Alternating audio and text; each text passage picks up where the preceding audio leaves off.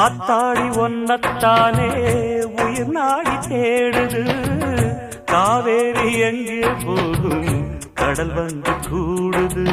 அந்திப் பொழுதில் தென்னங்கிளையில் தென்றல் கூத்தாட மையை எழுதி மஞ்சள் குருவி கையை கோத்தாட அடங்காத ஆசை கொண்டு நானும் போராட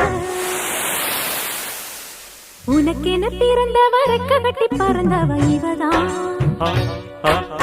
என விட உனக்கு இங்கு மனசுக்கு பிடிச்சவ எவதான்.